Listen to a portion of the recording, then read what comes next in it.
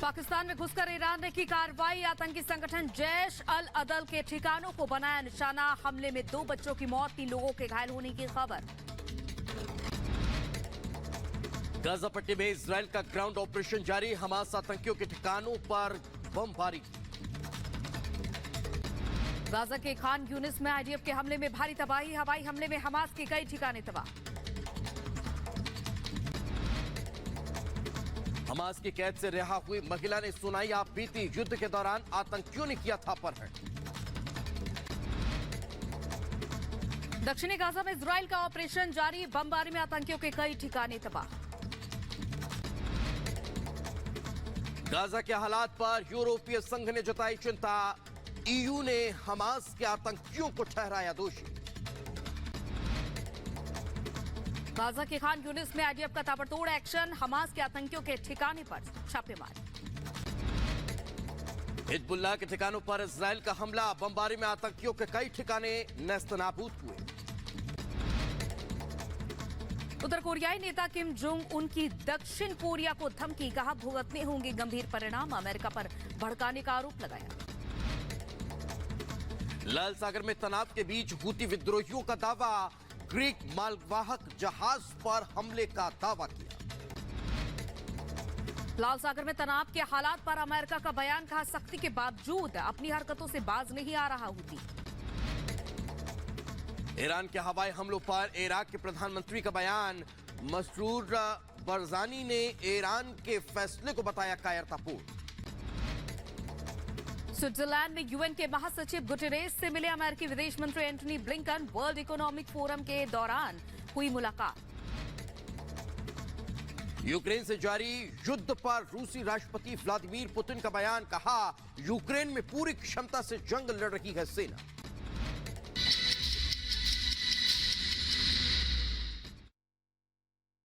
मंदिर में मुझे रंगनाथा रामायण सुनने का अवसर मिला।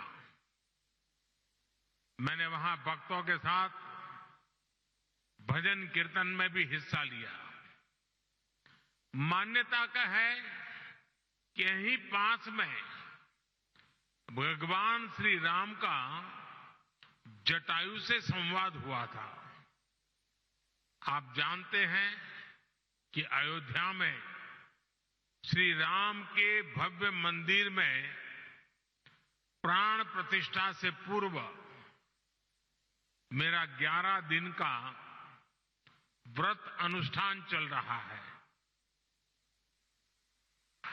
ऐसी पुण्य अवधि में यहां ईश्वर से साक्षात आशीर्वाद पाकर मैं धन्य हो गया।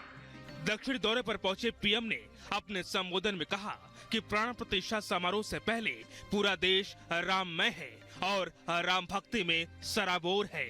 आजकल तो पूरा देश राममय है, राम जी की भक्ति में सराबोर है।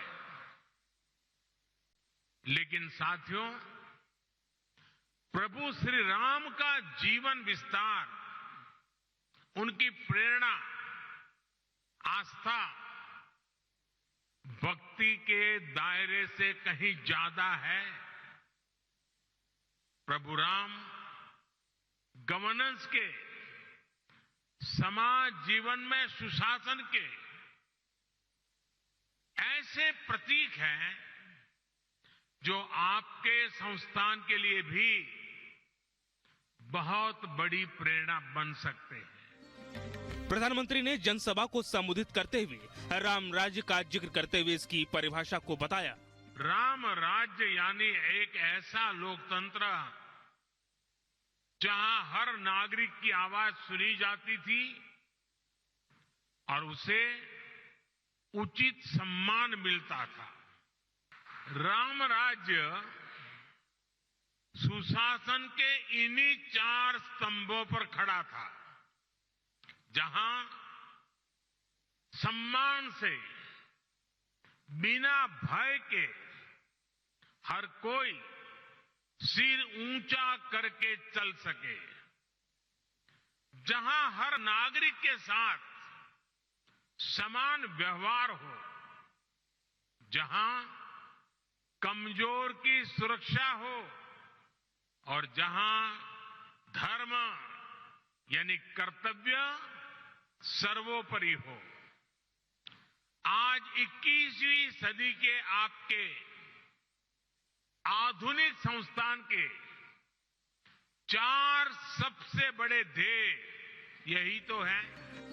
पीएम मोदी ने अपनी जनसभा में प्रभु राम पर सियासत करने वाले विपक्ष के नेताओं पर जमकर निशाना साधा। अक्सर देखते हैं कि छोटे छोटे लालच में ही कई बार लोग अपने कर्तव्य, अपनी शपथ को भूल जाते हैं।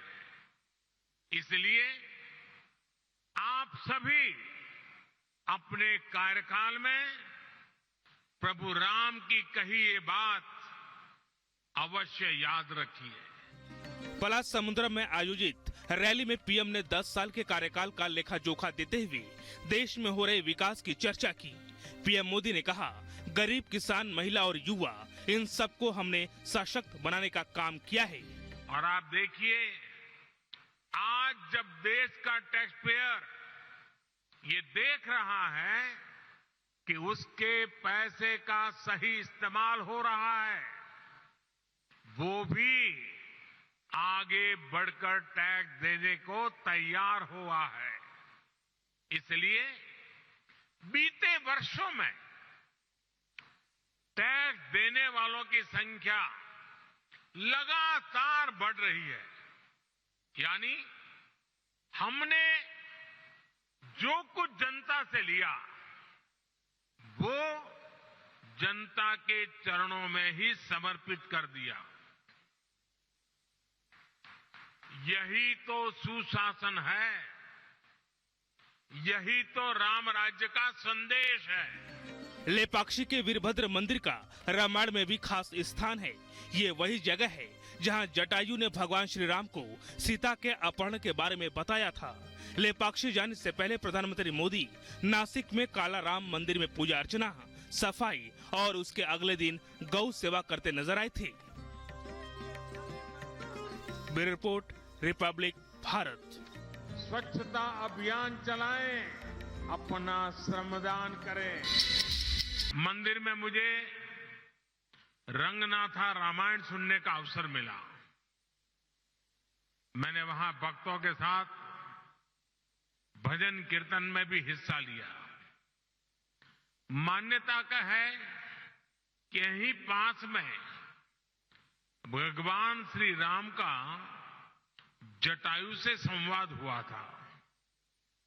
आप जानते हैं कि अयोध्या में श्री राम के भव्य मंदिर में प्राण प्रतिष्ठा से पूर्व मेरा 11